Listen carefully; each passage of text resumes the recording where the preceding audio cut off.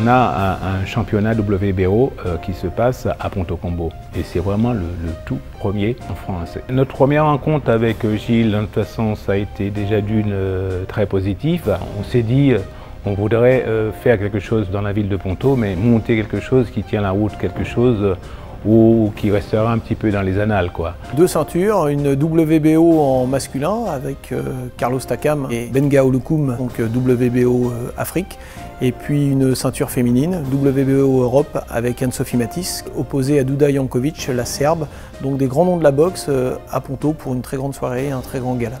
Et le succès est déjà au rendez-vous puisque nous aurons aux alentours de 1700 personnes à l'espace Roger Boisramé. Ce sera la plus grosse manifestation qui aura été organisée à Ponto Combo.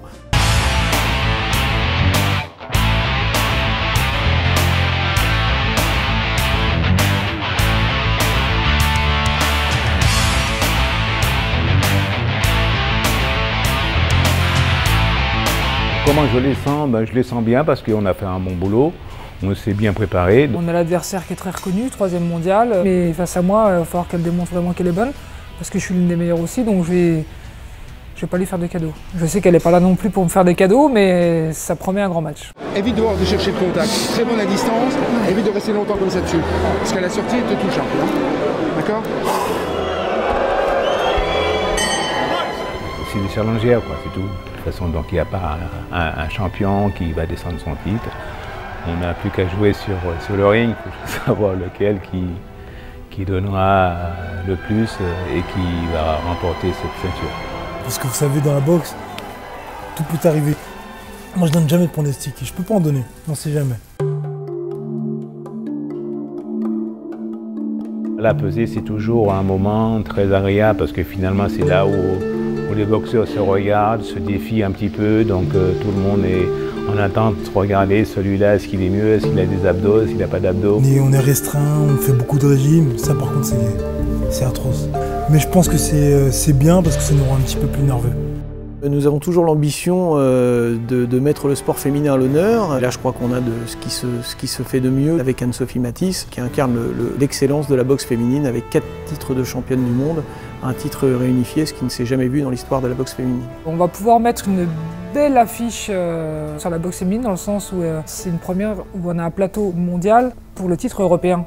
C'est vraiment comme si c'était un championnat du monde. Donc là, ça va être vraiment gros casting. Un gros truc, ouais. Je préfère que tu restes plus à distance. Si tu me bloques les coups comme ça, tu ne dois pas attendre longtemps. Elle est bien remontée là. Prends-la, lui percute en fin de compte.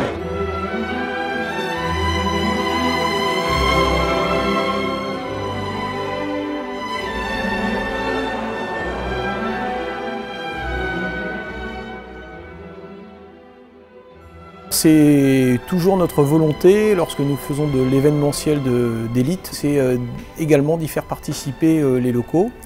Donc nous aurons un combat amateur avec un Pontellois, et puis également à travers la boxe éducative, puisque notre volonté c'est aussi de montrer l'accessibilité de ce sport aux plus jeunes, puisqu'à partir de 8 ans, les jeunes peuvent s'inscrire. Si on peut ramener la boxe et faire connaître la boxe, surtout de nos jours, tout en sachant que la boxe c'est pas un sport de combat pour aller se battre dans la rue ou quoi que ce soit, c'est juste histoire de se défouler et d'apprendre à se contrôler justement. Donc c'est bien, pour les enfants c'est bien. Et c'est un petit peu le truc de la vie, quoi. De toute façon, le boxeur doit respecter son adversaire comme il doit respecter ses amis, ses collègues dans la vie de tous les jours, quoi. Et de participer dans un gala où il y a 2 championnats, et c'est un peu le rêve de beaucoup de jeunes. Rien n'est impossible, il suffit tout simplement de travailler et puis derrière, tout peut s'arriver, quoi.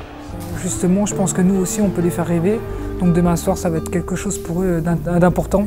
Et je pense qu'à la salle, après, il y aura peut-être un peu plus de monde, à mon avis, sur les licences. La relation boxeur-entraîneur, c'est très complexe. Pour que ça colle bien, il faut que, comme on dit, que ça se représente comme mari et femme. C'est aussi un confident, c'est quelqu'un qui écoute le boxeur et que le boxeur peut lui parler. Et donc, c'est ça le rôle de l'entraîneur, c'est pas seulement apprendre à boxer.